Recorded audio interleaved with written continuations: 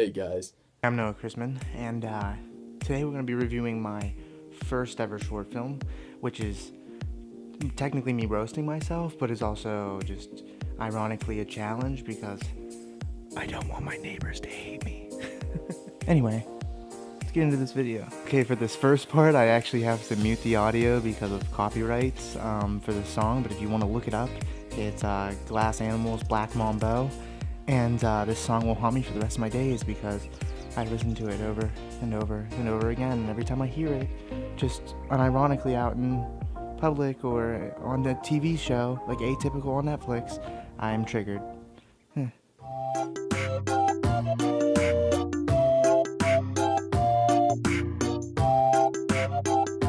Oh my gosh, nice.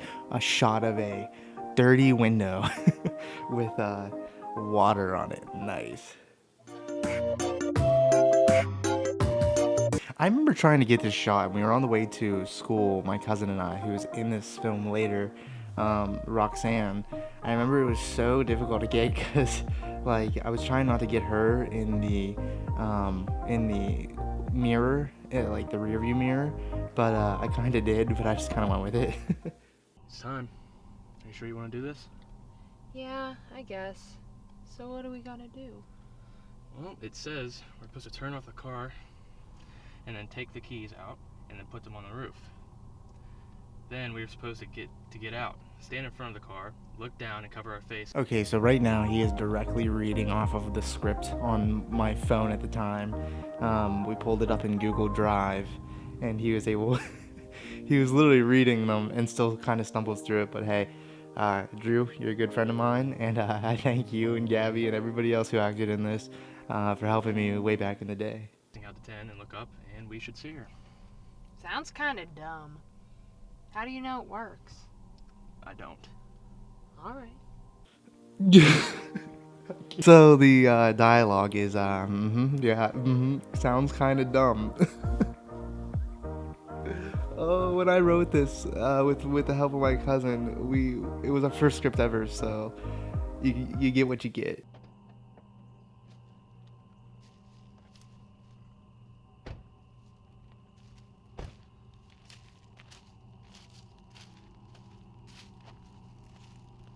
So one of the things that actually turned out to be a happy accident is when they get out of the car, they don't put the keys on top of the car like they're supposed to in the urban legend, like how it says to, and that was just a happy accident. We just forgot to film a cutaway for that, so it kind of plays into this story a little bit later, a little bit more later on when she starts seeing this ghost girl, which you'll see here in a second, but let me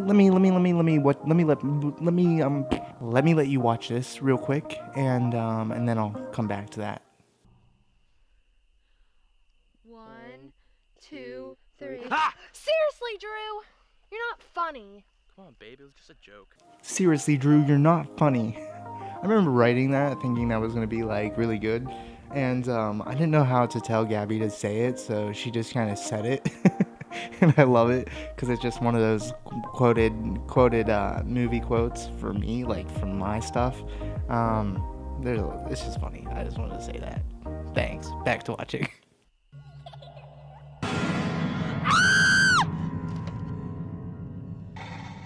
So, one of the things that I can't get over in this scene is the dramatic difference in lighting, because when Gabby hits the car, she is then lit by a cell phone light because we were actually recording at such a late time that it got too dark too quick and our camera couldn't handle that. So there's me with my phone like this over top of Gabby while one hand, no, the other hand is a camera, and I'm just trying to tell her, be scared, be scared.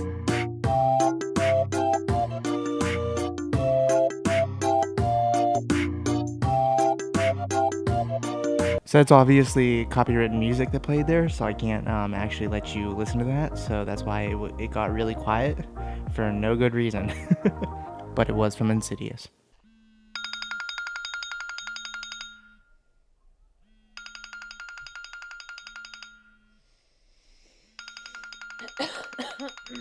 The good old alarm for 6:41 in the evening.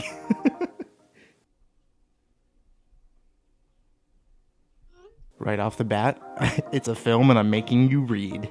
Don't know why I wrote it like that, but if you look on this text message, it says, "What's Roxy's address?" Roxy is my cousin, and we were shooting at her house, and so I had to have Gabby change my contact info to Drew, which is the name of her boyfriend in this film, and text me because we couldn't have Drew text her at the time because where we were at had no actual signal, really. So yeah. I'm just gonna go away from this scene to the next one because it goes on for too long.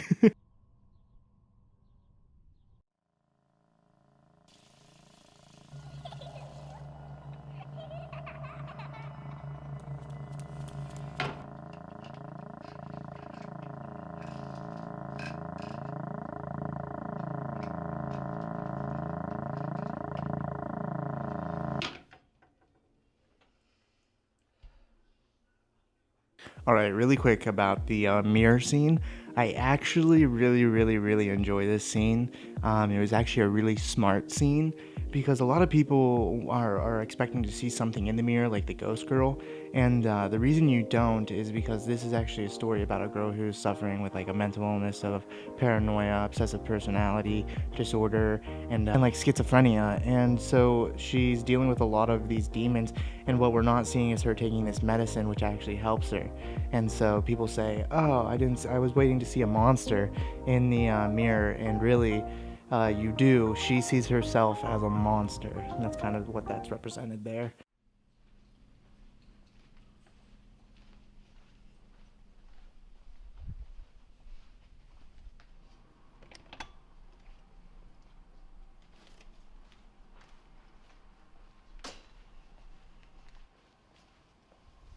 Oh, hey, Gabby. Okay, so the one thing I wish I would have done differently here is there's so much dead air as she walks down the hall and walks into the classroom. I wish I would have like put in some kind of noise of like students walking around or something, but I didn't. So Hey, how did your English test go?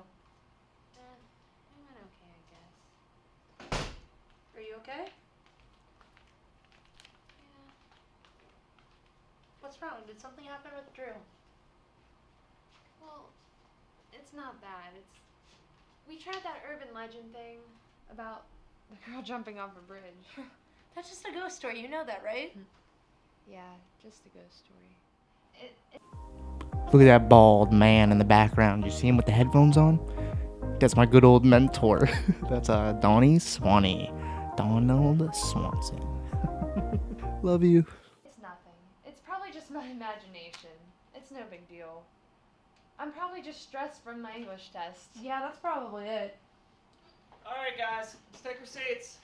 Yeah, I want to point out one thing really quick. Let's take our seats to the whole class of 3 people.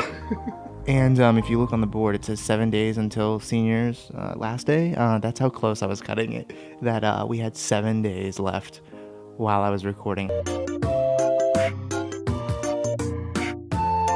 So this shot where Gabby sits up, my teacher that I did have for TV production, Mr. Miklos, he really enjoyed that shot. He said it looks like something out of The Exorcism, or The Exorcist or whatever.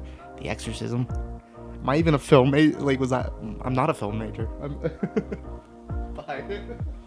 Am I even a film guy is what I meant to say. Because I'm not a film major.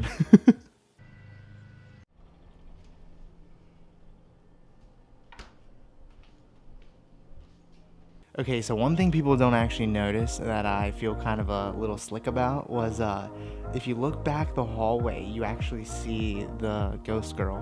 Not a lot of people notice that, and so I love pointing it out when people truly don't see it.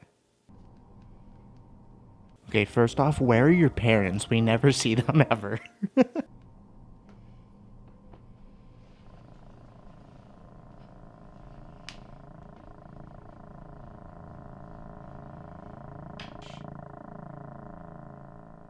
Okay, so that cross shot at the end always reminds me of the Demon Dog Vine. So I'm gonna cut that video in as if it belongs.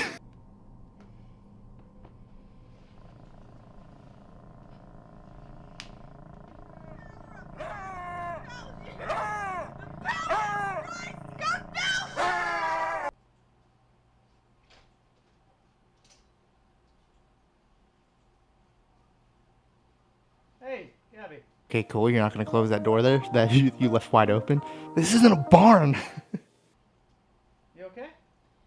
Yeah, just haven't been sleeping very well. Wanna go to the nurse? It still says 7 days until the senior's last day on the board. This this was good in my head, not good in as a practical. But this note is actually from her parents, so they're saying that they're going out for the night. That's why. That explains why her parents are never around. But you can't really read the note, so I don't even know why I put it there.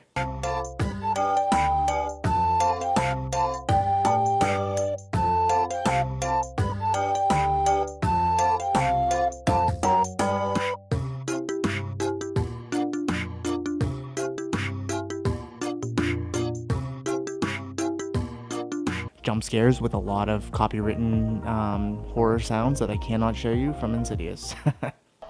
Hey, it's okay. It's okay. What's wrong? She's here. Who's here? No one's here. What?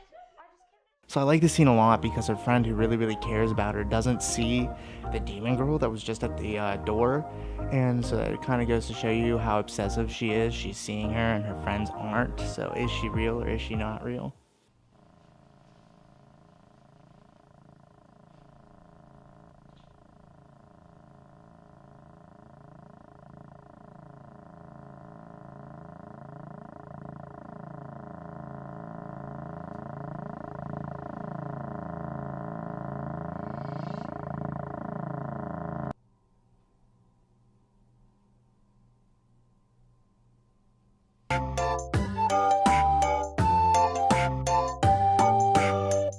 So because of all the copywritten music that's over top of this, you really don't get to hear her scream. But if you might have caught the hand that covers her mouth towards the end there.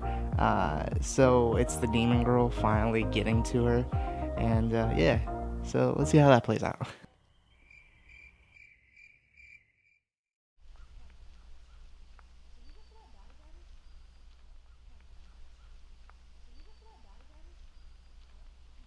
Another copywritten music moment.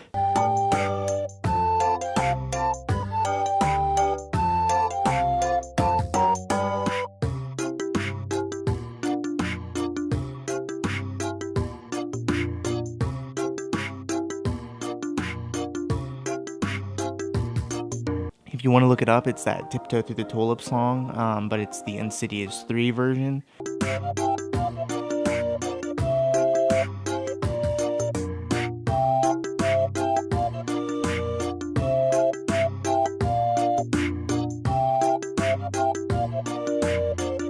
Okay, so she's finally, like, when she takes the hand of the demon girl towards the end, and she's wearing a white dress, she you can either look at it two ways. If you look at the story just being the story that it is, she's becoming the next girl in the urban legend, and these other girls that are standing behind her in this other scene are the other girls that have done this urban legend and ended up becoming part of the urban legend. But if you want to look at it from the other side, with mental illness, this is her other quote-unquote demons that she deals with on a daily basis, kind of manifested as the other two girls. They're her other two ghosts.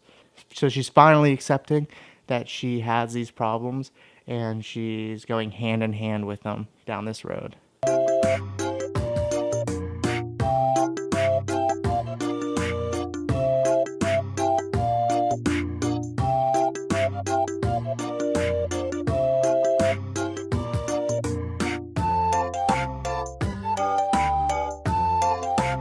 Now we see her along with all the other girls with her hair in front of her face and in a white dress. So she has now finally become the next piece of this kind of chain of ongoing events with this urban legend.